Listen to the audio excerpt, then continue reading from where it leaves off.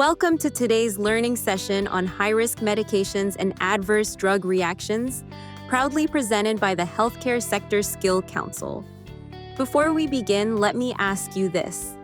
Have you ever handled a medication and thought, if I make even the smallest mistake, it could cost a life? That is exactly why we call some drugs high-risk medications. By the end of this video, you'll be able to identify high-risk medications easily, understand how to store and dispose of them safely, recognize the warning signs of adverse drug reactions, and most importantly, protect your patients from harm. Now let's make this simple and memorable. High-risk medications can be remembered with the acronym CCANS-MILE. Let's go through each. C for cardiac drugs, used for heart conditions, but an incorrect dose could cause arrhythmias. C for chemotherapy drugs, life-saving for cancer patients, but very toxic if mishandled. A for anticoagulants, like heparin or warfarin, which prevent clots but can cause life-threatening bleeding. N for narcotics, pain relievers that can suppress breathing if overdosed. S for sedatives, useful for calming patients, but dangerous if combined with other depressants. M for muscle relaxants, essential in surgeries, but risky outside controlled environments. I for insulin, crucial for diabetes, but even a small error can cause hypoglycemia or coma. L for look-alike, sound-alike drugs. Think of two medicines with nearly identical packaging but completely different effects. E for electrolytes, like potassium, which if given incorrectly, can stop the heart instantly. Quick check for you. Which of these do you think you've seen most commonly in your workplace? Take a moment to reflect. High-risk medications are like explosives, safe if handled carefully, but dangerous if ignored. That's why their storage is so important. Temperature control, most should be kept between 20 to 25 degrees Celsius. For example, insulin needs refrigeration.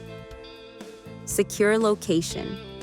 Always keep them in locked cabinets. Think of it as a double lock system. Only trained staff should have access. Separation. Never mix high-risk medications with routine ones.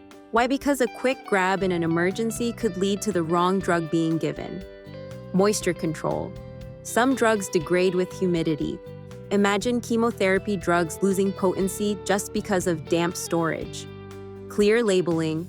Every high-risk drug must have a visible warning. Labels save lives.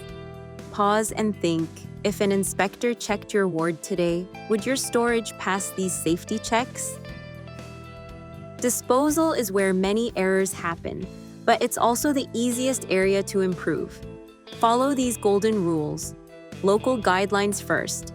Use pharmacy take-back programs. Never flush medicines unless instructed. Remember, flushing chemotherapy drugs can contaminate water systems. Seal and dispose safely. If no program is available, seal them in containers and mix with coffee grounds or kitty litter to prevent misuse. Always wear gloves. Would you touch chemotherapy waste barehanded? Absolutely not. Here's a scenario. Imagine a patient's relative finds a leftover narcotic vial in the dustbin.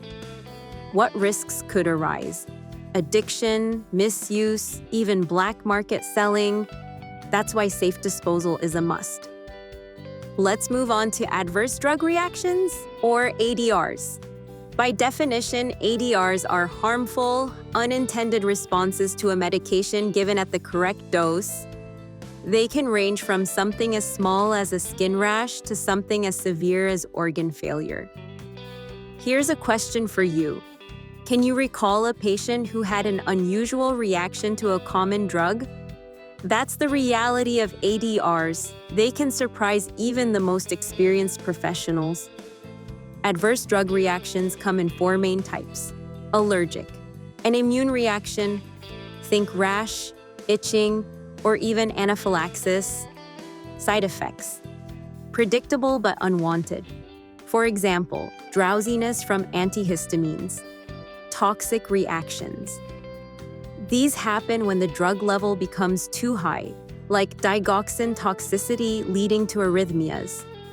Idiosyncratic reactions. The most unpredictable, often genetic, like a rare reaction to a drug that most people tolerate well. Typical symptoms: rashes, nausea, dizziness, confusion, and breathing difficulty.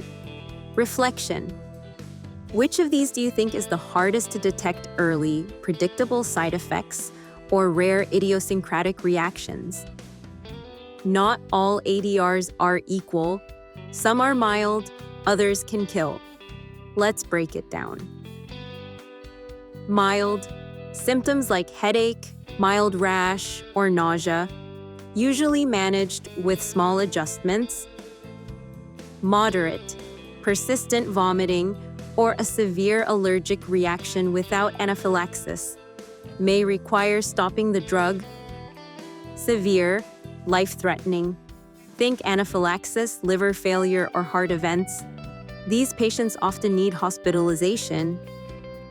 Lethal. The worst-case scenario. Fatal reactions due to overdose or organ failure. Imagine being on duty when a patient suddenly collapses due to an infusion reaction. Would you recognize the signs and act fast? This is why awareness and preparedness matter. High-risk medications are powerful allies, but dangerous if misused. Safe storage, handling, and disposal are non-negotiable. Adverse drug reactions can happen anytime to any patient. Your vigilance is their best protection. Remember, every dose, every drug, every time, safety first.